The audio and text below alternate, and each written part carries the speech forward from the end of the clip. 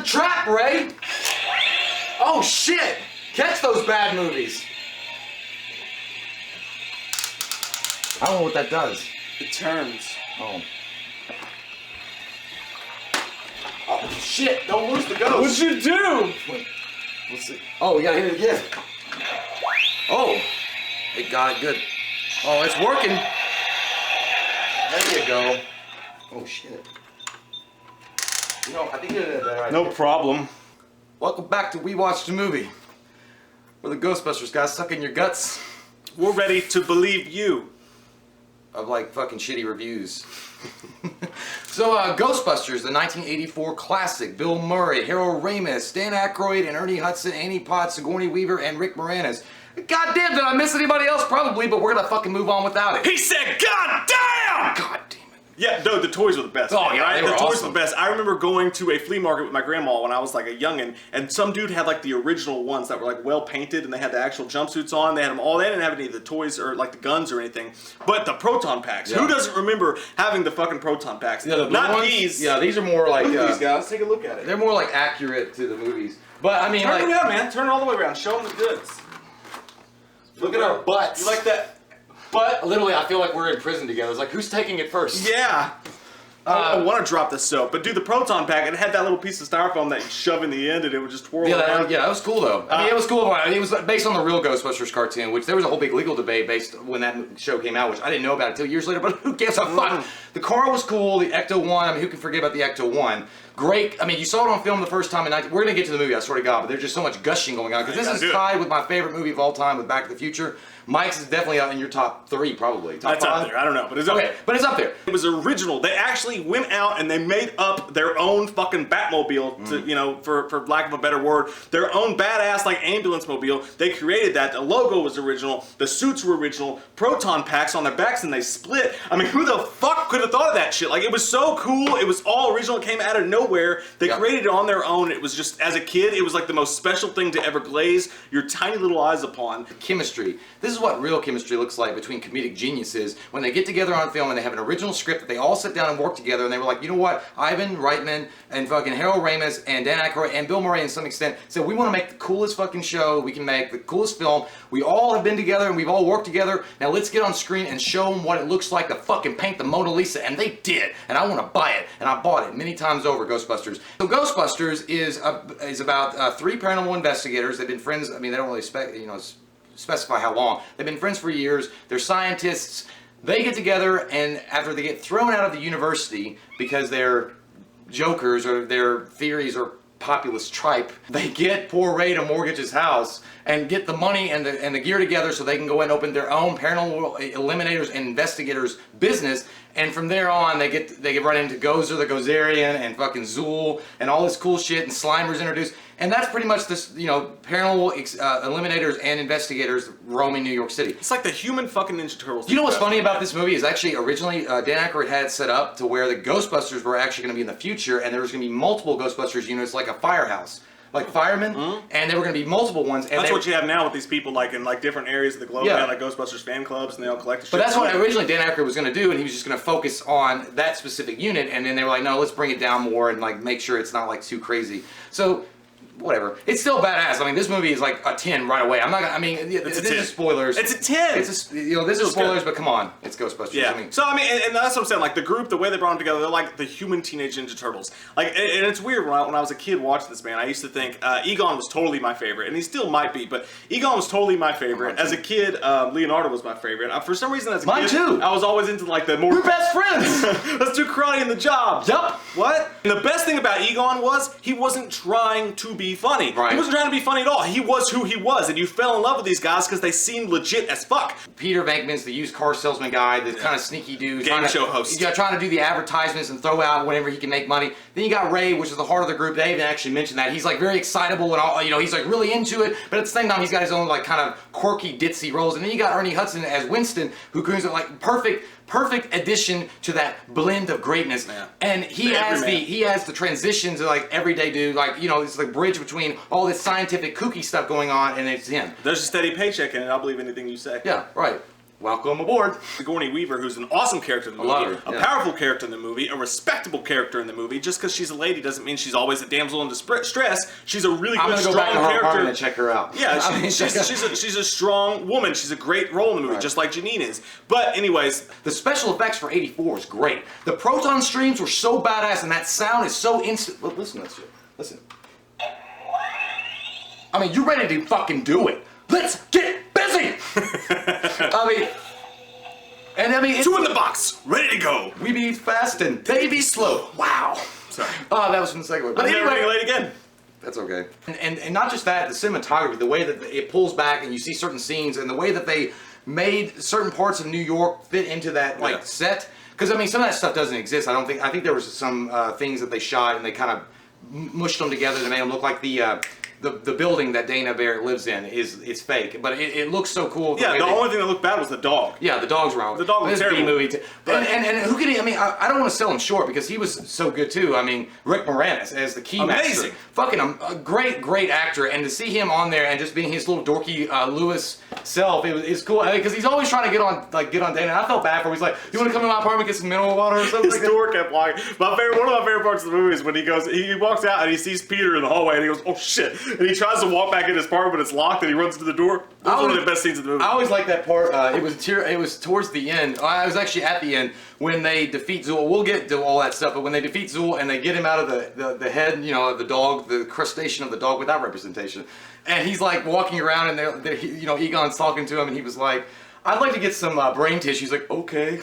He's just so out of it. He's like, "Who are you guys?" Like, "We're the Ghostbusters." He's like, "Who does your taxes?" Like, he doesn't give a shit that he just went through that, but his character's so lovable and memorable. I thought that was a cool role to have in Rick Moranis. And every single one, and something that goes undiscussed about this movie is this movie shows New York in a cool light. I liked it. Like, everybody in New York is cool. Like, everybody's pissed off, and they're like, typical how you hear about New York people, but they all end up working together. Like, the police come by and they drop off Rick Moranis, and he's like, "Yeah, I think you better bring him in." People start respecting the Ghostbusters as it goes along. I love the whole feel of this movie. Some of the best movies of all time, if you think like The Dark Knight, they show this over wide scope of how the whole city's feeling. Like this whole just atmosphere, this feeling that you have. And in this movie, it's there. There's the love and the camaraderie of New York, but then when shit goes haywire, there's all these pissed off people and they all hate them. But then at the end, when they're going in and everybody's fucking standing outside cheering for him, dude, it's just a fun sci-fi comedy movie. But when they put their hands in the group and they get ready to go in the building together, you get fucking goosebumps. Dude, that was for real. Like when the earthquake happens, like,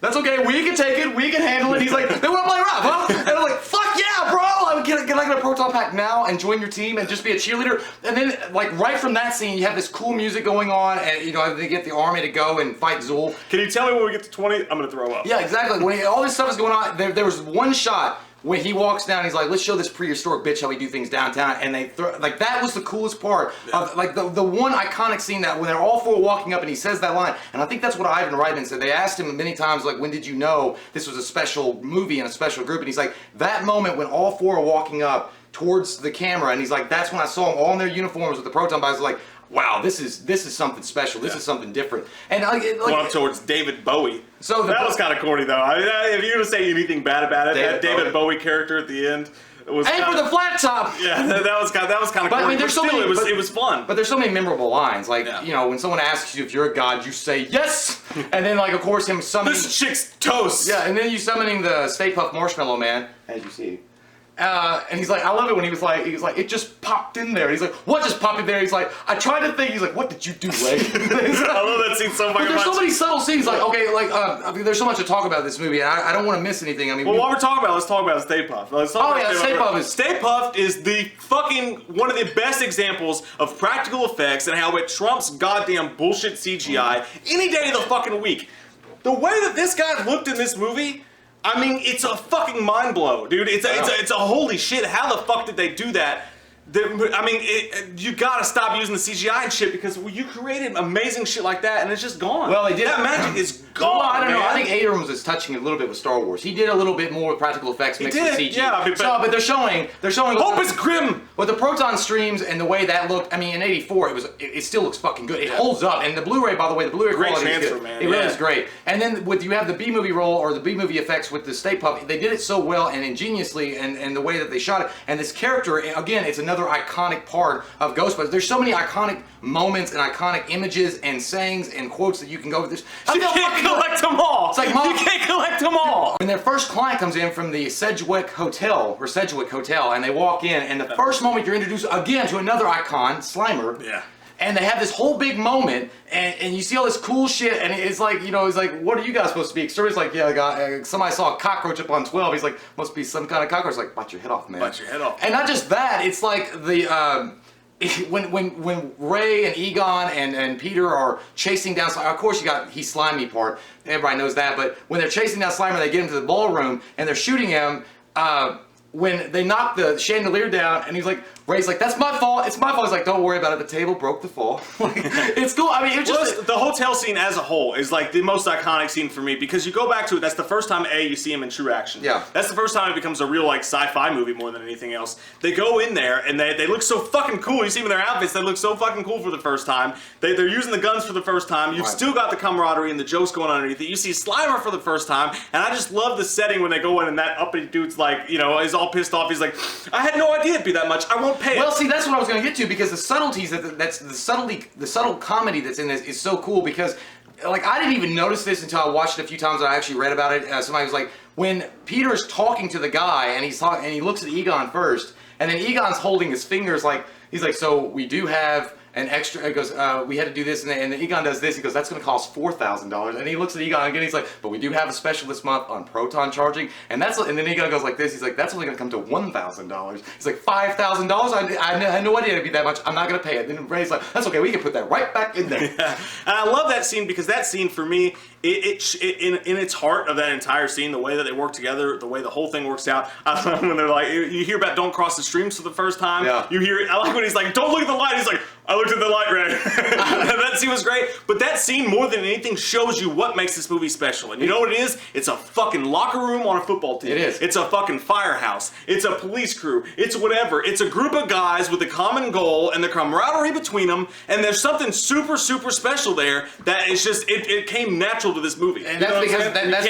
because of the comedic geniuses that they are, and the writers they had, and the time and the effort and the love and that they put into this movie. And that is what's lacking a lot of today. I mean, it's not just like, even the, what was it, when he was talking about, when you're talking about crossing the streams, when he's like, imagine all life as you know it stopping instantaneous and every molecule in your body exploding at the speed of light. He's like, okay, that's bad. My favorite probably camaraderie bro moment in the movie is probably when Ray and Winston are sitting in the car on the bridge driving, and they have this talk, and it adds a whole new layer to the movie, because it's two guys talk. It's exactly what it would be like, man. You're sitting in the car smoking cigarettes, and you're talking to your friend, and you're like, and you realize, holy shit, the end of the world might be coming. It wasn't just that, dude. It was like, yeah, like you're saying, it's like that bros ship going on, and it's like it captured the 80s, because they had that shot comes out, and you see the car, and that weird, like, cool, like, kind of jazzy music coming on, and he's like talking about like the end of the world, and like you're like quoting Bible passage of the Revelation, and he was like, Psalm. He's like, yeah. Like, it was like a heavy moment. Yeah, dude, it's a heavy moment, but it's between two guys, and it's so legit and real. Like, that moment could have, if this was real life, it probably would have happened the exact same way. You're both sitting there and you're thinking, the movie at one point tells you this could be the end of all times, and at the other point, it shows the denial, and they're like, but you know what? Fuck it, dude. Let's just do it. And they turn on the radio and they go do what they have to do. It's a quintessential nutshell. Walter Peck, which we haven't talked about. Walter Peck is funny as fuck. Yeah. And he's like, goes, oh, you will be. He's like, shut it off. It is true. And then this man has no dick. And then Egon's doing this. But I mean, after he does shut the protection grid off Walter Peck to get, you know, whatever Con Air, whoever the fuck shuts it off, the utility guy. And he goes outside and he's like, I want this man arrested. Him and his friends EPA, and then you hear Egon for the first time like, you're a mother. The Ghostbusters finally convince the mayor that Peck is an asshole.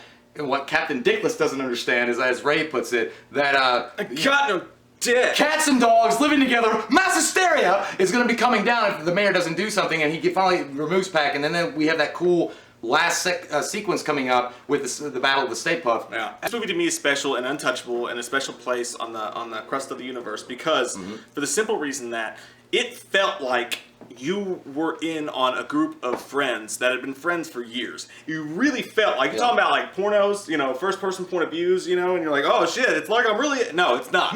This movie is a point of view movie. Because as a kid, as a guy, as a girl, as a whatever, if you felt like an outcast, if you felt a little bit weird, if you felt a little bit dorky, if you felt like a just normal everyday guy, Winston's wearing the suit. It's not about the ghosts. It's not about the comedy. I mean, it's about the comedy, but it's not about the sci-fi aspect or the special effects. It's about that group of guys and how they react to the world. The way you've been saying this, it's like Hallmark, and I want to buy Care Bears. I agree with you 100%. There's no doubt. I think you put it in beautiful words. Thanks, man. Beautiful words. Thanks. But they're not. No, they were great words. I really do. I think the main thing we talk about is love. The love of the craftsmanship that went into this. This movie just flowed together so well, and there are just some things in life that happen. The lightning strikes, and things turn out the way it is. Amelia Clarke looking hot on the back of a dragon. It's just the way it is. It's just the way it is. Other movies are gonna fucking suck later on in life because they try to do something that they shouldn't do. It's just the way it is. It goes together like fucking chocolate and peanut butter and jelly. That is good. Ew, I don't know about chocolate, peanut butter, and jelly. Oh, I'll take out the jelly, man. Yeah. There's always room for Jello. I'm talking about Reese Cups now. Yeah. But it's still a fabulous movie. It's still one of my loves of life. I will watch this movie at least 18,000 times a year, and that's a lot. I come out with a longer beer, the ZZ Top beer when I'm done. But it's still it will always stand the test of time. The 84 Ghostbusters will always be the quintessential Ghostbusters film. So it's a fucking 10. I mean, it's a 10,000 plus. And then more awards with Billy Bob. It's a fucking 10! 10! 10! God That's all I damn gotta it! say about it, guys. Hey, who was your favorite Ghostbusters character growing up, and what toys of Ghostbusters did you guys have? Comment down below. Let us know. We love your fucking faces so goddamn much. I can't take it. If you're new to the channel, we love you too. Click that subscribe button. Get some wham up in you. Let me tell you something. Bustin' makes us feel good.